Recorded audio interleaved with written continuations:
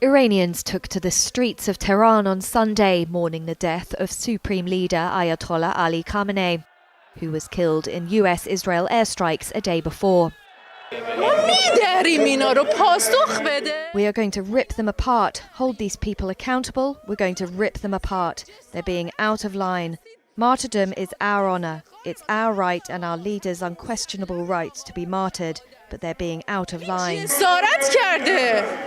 Israel's military said on Sunday it launched a broad wave of strikes in the heart of Tehran. Iran's state media confirmed Khamenei had been killed in the military campaign to overthrow the government of the Islamic Republic. Under Iran's constitution, the supreme leader is appointed by the Assembly of Experts, an 88-member clerical body. The supreme leader holds ultimate power in Iran, acting as a commander-in-chief of the armed forces. An advisor to Khamenei said a temporary leadership council would be set up until the next leader is chosen. Two US sources and a US official familiar with the matter said Israel and the US timed their attack on Saturday to coincide with a meeting Khamenei was holding with top aides. And Iran TV said the armed forces chief of staff was also killed. Iran has retaliated with airstrikes around the Gulf. The UAE has so far borne the heaviest brunt of Iran's retaliation. Puffs of white smoke from missile interceptions were glimpsed in the skies over Dubai, while billows of dark smoke rose over its port of Jebel Ali, one of the busiest in the Middle East. Global air travel remained heavily disrupted as continued airstrikes kept major Middle Eastern airports, including Dubai, the world's busiest international hub, closed in one of the biggest aviation interruptions in recent years. Witnesses said several loud blasts were heard for a second day over Qatar's capital of Doha. Drone footage also captured extensive damage from an Iranian rocket in a residential area of Tel Aviv. US President Donald Trump said the airstrikes aimed to end a decades-long threat from Iran and ensure it could not develop a nuclear weapon.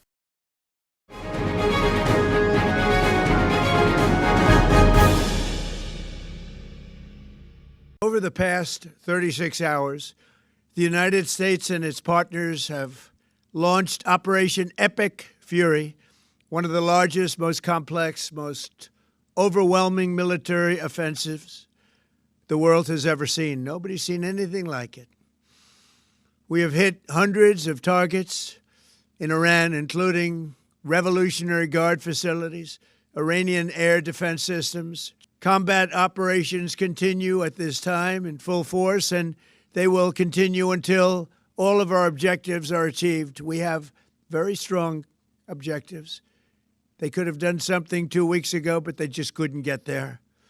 Earlier today, CENTCOM shared the news that 3 U.S. military service members have been killed in action. As one nation, we grieve for the true American patriots who have made the ultimate sacrifice for our nation, even as we continue the righteous mission for which they gave their lives. We pray for the full recovery of the wounded and send our immense love and eternal gratitude to the families of the fallen. And sadly, there will likely be more.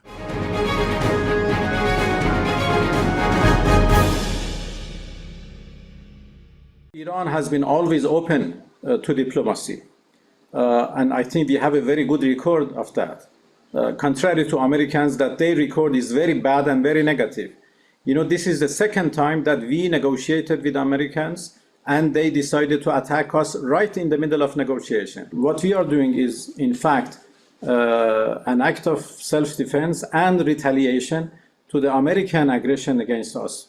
We are not attacking our brothers in the, in the Persian Gulf. We are not attacking our neighbors, but we are attacking American targets. And this is obvious, you know, the Americans, the United States military is targeting us, is, attacking us, and we have no way but to defend ourselves.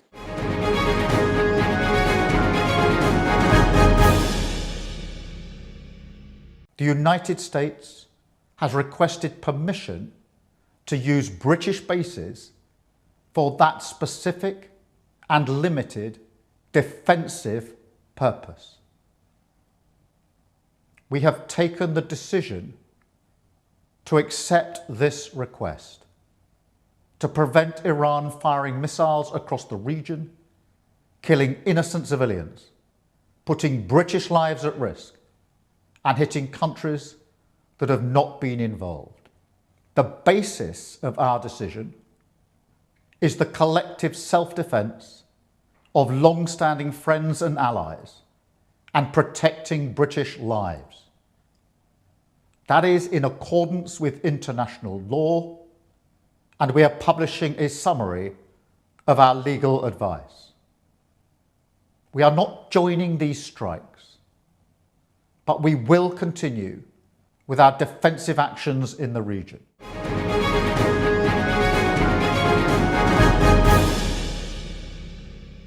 Στις 12:03 τα μεσάνυχτα, At 12:03 midnight, a Shahid-type drone approached the military installations inside the British base in Akrotiri, causing minor damages. στο ακροτήρι, προκαλώντας μικρές υλικές ζημιές.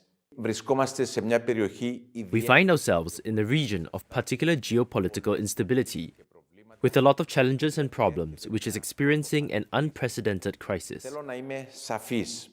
Η πατρίδα μας δεν μετέχει με ιονδήποτε τρόπο. I want to be clear. Our country is not participating in any way and does not intend to be part of any military operation. We remain committed to the humanitarian role we have served throughout this time, always as part of the solution and not the problem. Και όχι του προβλήματος.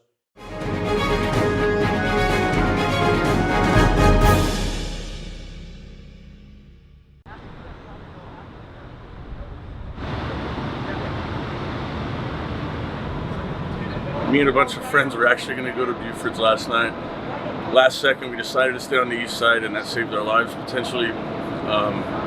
It's just an absolute tragedy, of course. This is a place where late at night people feel safe to drink, let loose, walk around. We never expect someone to do something like this here in downtown Austin.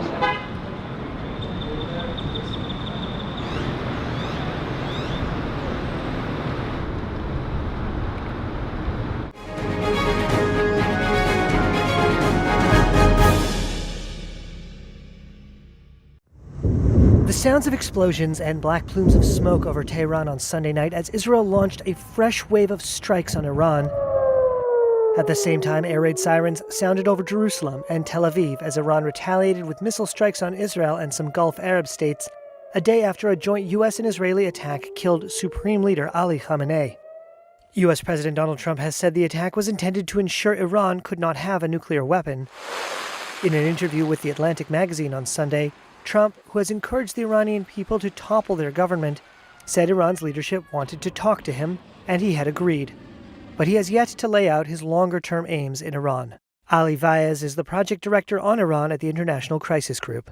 He has a wish or a hope that by degrading the Iranian state's repressive capacity, and the Iranian people can come to the streets and take the matters into their own hands. But this is wishful thinking because the Iranian regime is deeply entrenched, deeply benched, and in contrast, the Iranian people are unarmed, unorganized, fragmented, and don't have the kind of leadership that is required to be able to hold the country together. Inside Iran, some grieved for Khamenei, while others celebrated his death, exposing a deep fault line in a country stunned by the sudden demise of a man who had ruled for decades. It is unclear what other objectives the U.S. and Israel may have, or how much more resources they might commit toward them. Only around 1 in 4 Americans approve of the operation, according to a Reuters Ipsos poll on Sunday. A prolonged conflict along a maritime transit corridor for about 20% of world oil supplies could begin to raise gasoline prices at the pump months before vital U.S. midterm elections. Oman's foreign ministry said Iranian Foreign Minister Abbas Araghchi indicated that Tehran was open to any serious efforts at de-escalation. Washington and Tehran had been engaged in indirect talks on Iran's nuclear program when the U.S. and Israel launched their military operation Saturday.